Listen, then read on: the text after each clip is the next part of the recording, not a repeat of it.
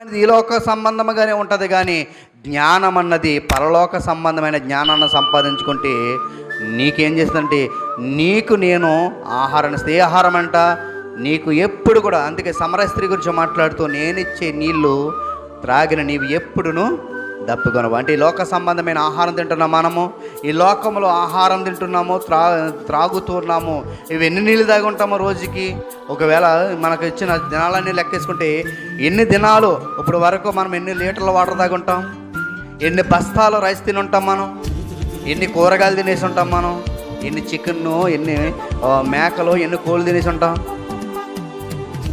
అన్ని తినేసినా కూడా మనకి తృప్తి ఉండదు. కానీ దేవుడు చెప్తున్నాడు ఏంటంటే భూమి మీద ఉన్న వాటి కోసం కాదు, కానీ పరలోక సంబంధమైన ఆహారం గురించి మాట్లాడుతూ నేనిచ్చే నీళ్ళు నీవు తాగితే ఎప్పుడు కూడా తప్పుకొనవు. అందుకే ప్రకటన గ్రంథంలో మాట్లాడుతూ నీకు నేను జీవ వృక్ష ఫలములు భుజింపనెత్తును.